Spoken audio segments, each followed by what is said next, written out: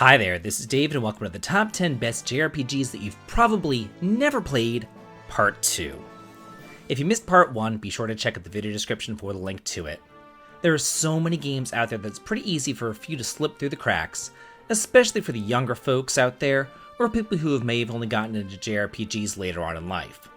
So let me help you out by showing you some really cool games that you may have missed over the years. Number 10.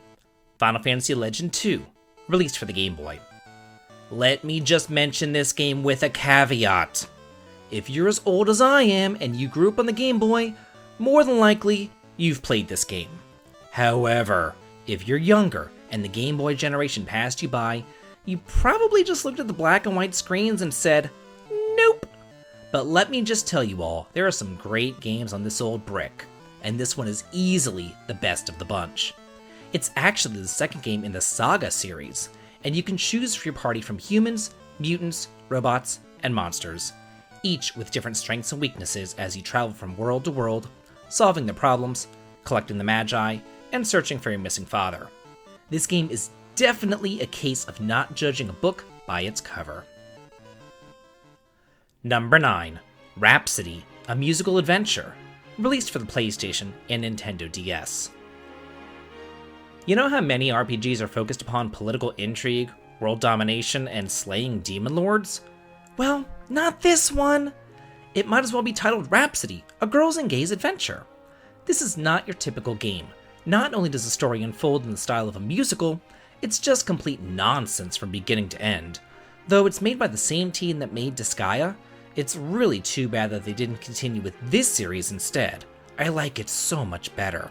Although it does have some sequels over in Japan. The story follows Princess Coronet and her army of puppets as she fights to rescue her crush, Prince Franz Ferdinand, from a witch and a crazy machine gun-toting rival. It's also kind of nice that they subvert the usual tropes with a girl saving the prince and the main character being a supporter rather than like a traditional knight or something along those lines. Number 8. Hexis Force, released for the PSP.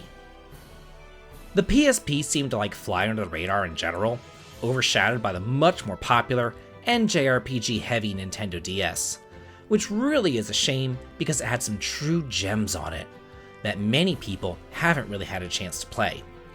To start, you choose from one of two protagonists, each with completely different parties, motivations, and storylines. It kind of feels like you're playing two different games in one.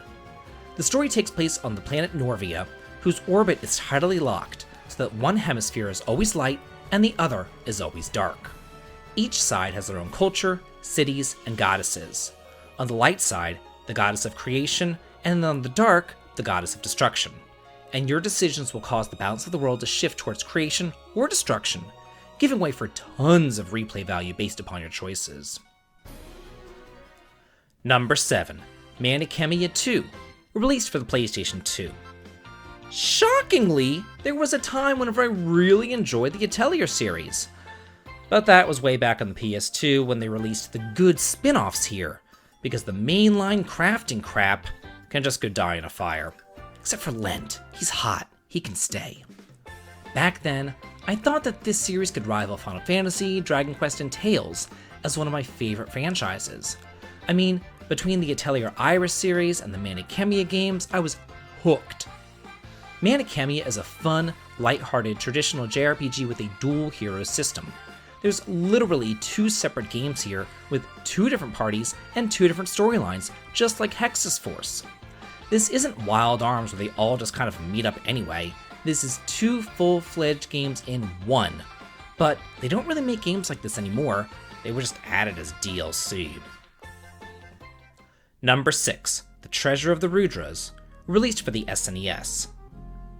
This is an odd bird, released late in the SNES's life cycle and made by Square. At first glance, you might think that it's just another Final Fantasy clone, but you'd be wrong. The game follows 3 heroes on their separate journeys to stop a never-ending cycle of birth, death, and rebirth of humanity. The story begins just 2 weeks before humanity is destined to perish, and that's all the time that you have. The story almost seems like the basis for Final Fantasy VII, with the planet being destroyed through pollution. But the real draw is the magic system. Over the course of your journey, you're going to learn different mantras or key words. And these mantras are actually spells, which you can then modify with prefixes and suffixes to enable them to do different things. The system is addictive and unique, and the storyline enthralling. I could not put this one down. Number 5. Albert Odyssey, Legend of Eldin, released on the Sega Saturn. This has the double whammy of being a JRPG released late in the life of the obscure Saturn, but then also being localized by Working Designs, which is notorious for their limited release. And then it raises the prices of their games astronomically, so it's little wonder that not many people have had the chance to play this. It's a beautiful turn-based RPG and a side story to the original Albert Odyssey strategy games released on the SNES over in Japan. It comes complete with voice acting, Mode 7 graphics, and the lovely Working Designs humor. The story follows Pike, a plucky teen whose family was murdered and his sister turned to stone, so it's up to him to find a cure for her and, of course, save the world. Number 4. Just Breed, released for the NES. Released late in the NES's life cycle and only in Japan, this was Enix's answer to Sega's Shining Force series, and it also competed alongside Nintendo's own Fire Emblem. I actually went and I Let's Played this on my channel. It's definitely unique insofar as you control true armies rather than just units. You can have up to like 30 characters all fighting at the same time in battle, and there's no permadeath, thank God. For an NES game, the maps are huge, much larger than most tactical maps, and because of that, your army is enormous too. Not only do you control the commanders, but you control their 5 underlings as well. The story's well told, and you can actually explore towns and equip every single little character. It's super unique, almost like Ogre Battle meets Final Fantasy Tactics. And you might think that this makes the battles a little bit overwhelming, but it doesn't. It's just a whole lot of fun. Number 3. Dragon Quest Monsters, Caravan Heart, released for the Game Boy Advance.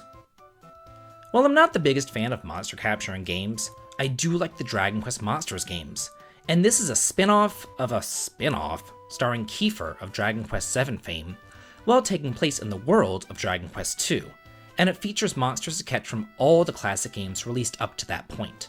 It's really fun to revisit and redo the storylines of Dragon Quest II but in monsters form. The storyline's well done, and each chapter allows you to explore a different continent, revisit familiar locales like Moonbrook Castle, and solve all the residents' problems.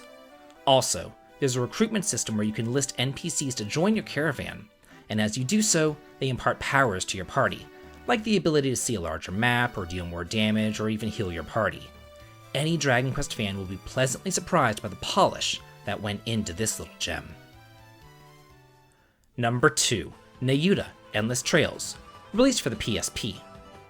I love a good action RPG, especially when they're beautiful, whimsical, and chock full of fun, rather than like gloomy post-apocalyptic affairs. This is a love child between the action of Ys and the story of Legend of Heroes.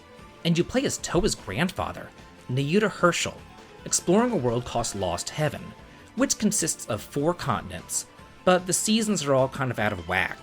So once you clear the continent and you restore it to its original season, you can go back through the stages again to find more hidden secrets.